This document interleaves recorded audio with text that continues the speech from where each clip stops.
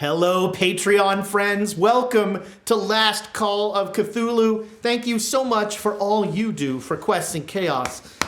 We just ended episode 20, and we are mostly going to talk about D&D, but very quickly, I was just telling them, so they were saying that at the end of the ritual, when they finally let Decker and Archibald know about the whole killing part, if you had actually gone and talked to Kingdom Ward, he was going to try and convince you to not do it. Of course. And he was going to mainly work on... So he'd be sad that Eugene wasn't there because he would mainly work on people who had tasted human flesh or were already, pretty aberrant. Hey, no. Yep, that's Eugene. Aberrant is an excellent word to describe him.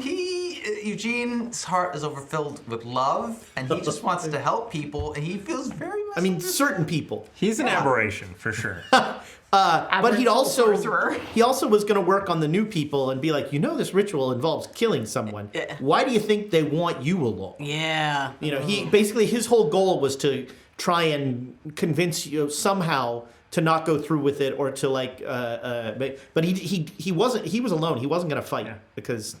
And I didn't know what your thoughts on were because I knew it would have to be one of us. Yeah. But yeah, I'm still pondering that because there have been a couple of times where Gwendolyn has just been like, fuck it.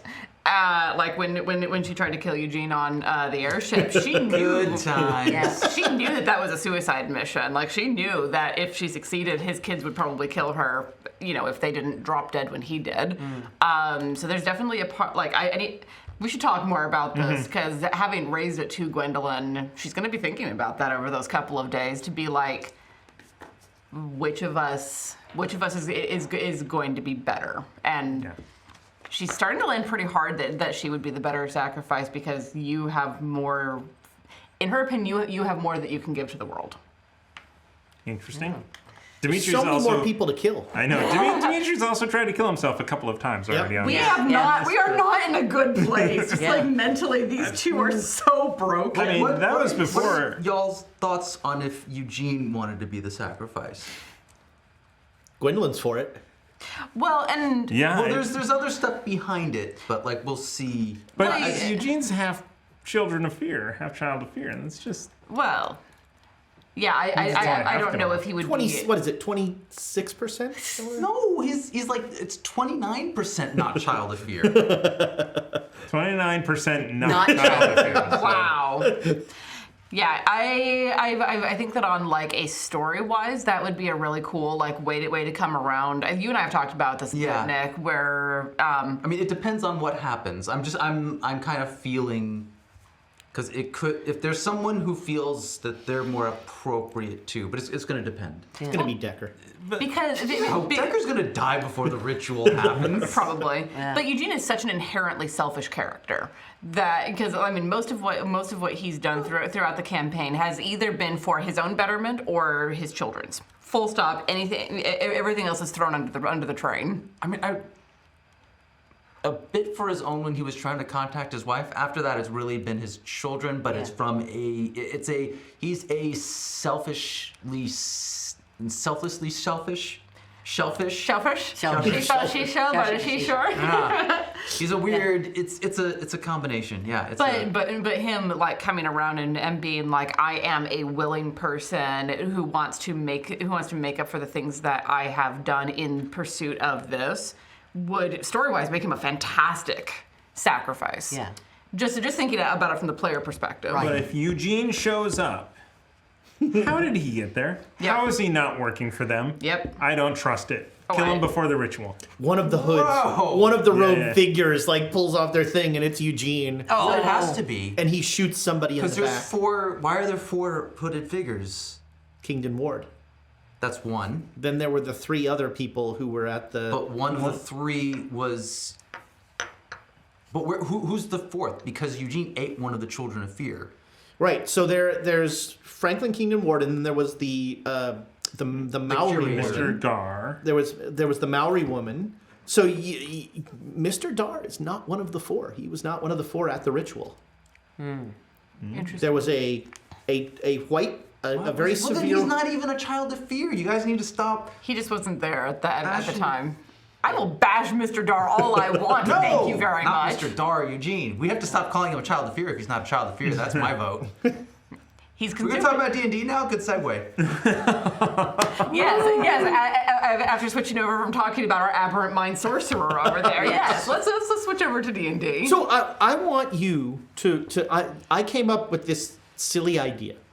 Share your thoughts are the best thoughts. Go on. And I want you to and I want Patreon, so I want your comments too to make this. So it's D&D at its most like utterly tactical, with a little bit of flavor put in, but it is an arena game.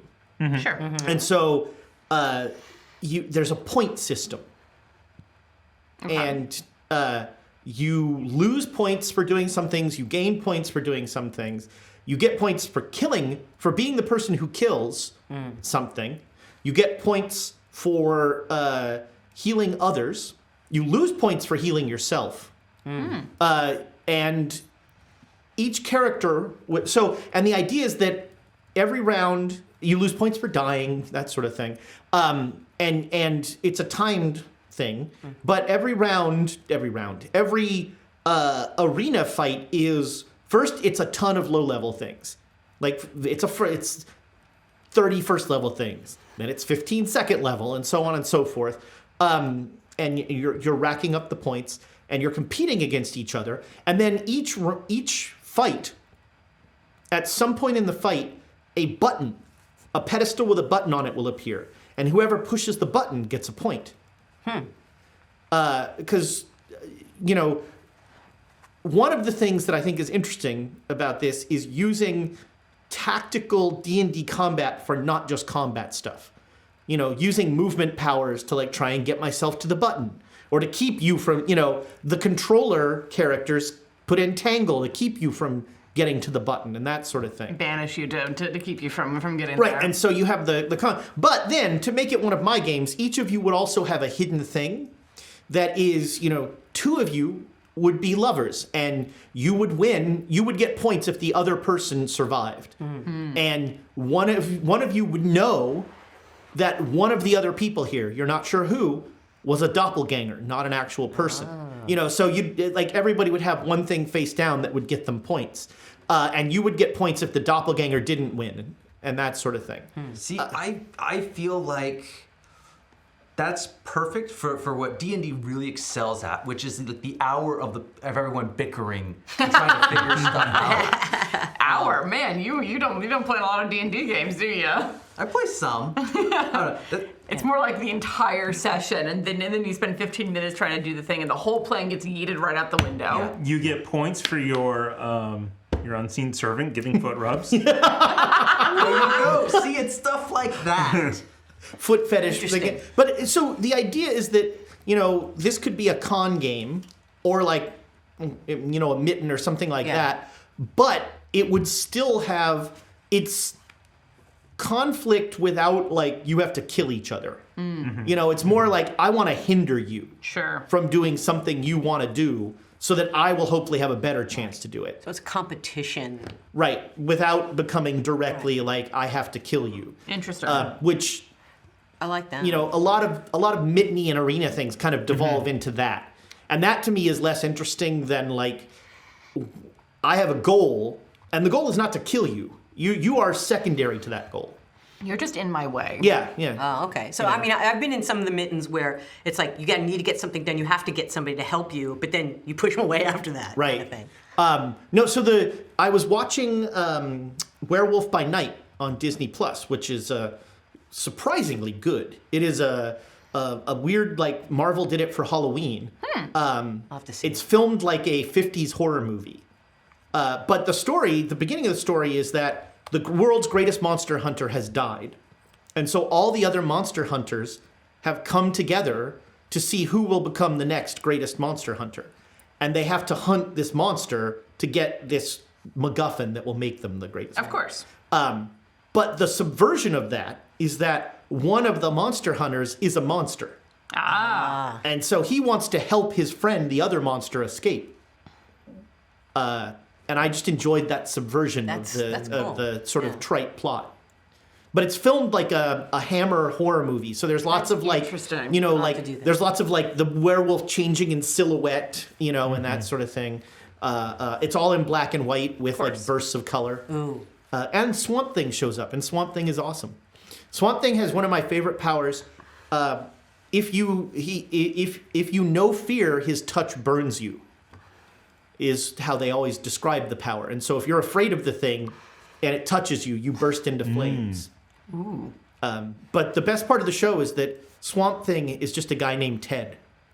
And so when you know, like they play up, oh, there's a horrible beast, and the werewolf who's pretending as he's like, I'm looking for Ted. Has anyone seen? And not Ted, but Hi.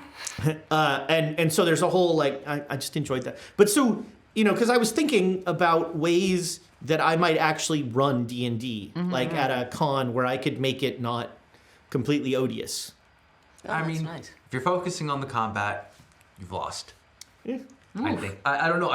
I'm not a huge fan of D&D combat. The only thing that makes it interesting is everything else along the way. I agree. That gives it the stakes. But having that at where it's like everyone has like their goals, Right. I could see that making combat less irritating. And there's an element of, so like when we played in high school, first edition D&D, we kept track of like, because if you killed the thing, you got more experience than if you wounded it.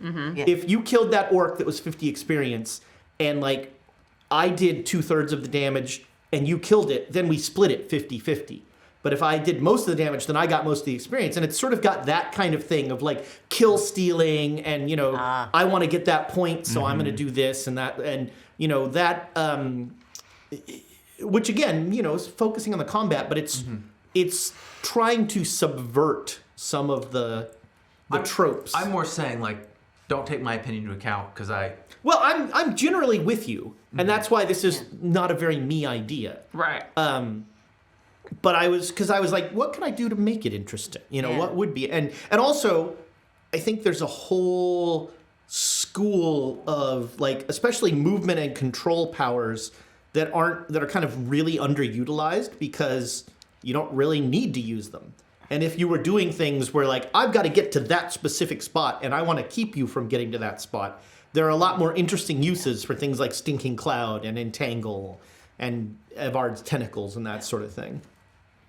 Sure, because I mean, you get a character that I was playing today, a wood elf monk, even at second level, has 45 Right. Movement. I could theoretically go, 135? Yeah, you could run feet in across the 6 entire seconds. thing. Yeah, and so that, you know, that becomes the interesting kind of, you know, how do I keep you from doing that? Yeah. And how do I, you know, or the button suddenly appears and you're just like, screw it, I'm going over here, and all of a sudden like there's a flank open, you know, where so that can change the fluid tactical situation that's going on. Sure. And then, you know, when you're choosing the monsters to use, you're sort of looking at what are the ones that have weird abilities, not necessarily the best fighters. Yeah. You know, so that you can create those strange situations. Now, do the monsters know about the buttons or anything like that, or they're just all monsters? It's an interesting depends on point. what I mean, you the want. Depends on the Yeah. situation. Yeah. That's one of It the would be things I was fun if throwing the out. monsters were like, you know, playing the American Gladiator and trying Right. to keep you from getting to the button. Right. You know? I mean, the monsters know what they're doing. That's- Even lower level monsters like kobolds are not Yeah. stupid. Oh no, they're not stupid. I'm just saying, Just- what yeah, if no, they that'd be were thrown interesting. in? Yeah, This, That'd be like, thrown in. so- You can have both, right? Yeah. I mean, you can decide like, hey, these are mooks that have been ordered by someone to do this thing. That we have no idea why we're here, and then Right. masterminds, which are like, okay, I need to step in, and things become more complicated. Fine, I'll do it myself. Well, Yeah. and either that, or we can, you know, that they've been captured and they can get free if they do the thing. That's it. Yeah. No, so like when we were in high school, we would come up with weird. We came up one night with the idea of a tournament where you could have any monster in the monster manual below 7 hit dice or whatever, and who do we think would win that? And I was like, and I won with a carrion crawler Oh, because it had yeah. 9 attacks and they all paralyzed. Those things Right. suck. You know, Yeah. but it's a 2 hit dice monster. Yeah. So like if anybody had hit me, but just whoever I touched was out of the fight. Done. Sure. You know, it was the weird things that we do when you're bored. All right, Patreon friends, Thank you so much for all you do for Quests and Chaos. And next time, the final episode, Man. the ritual, it's going to be crazy. Somebody's going to die, and maybe they're going to have to eat them. Oh. Goodbye, Patreon friends. Ooh.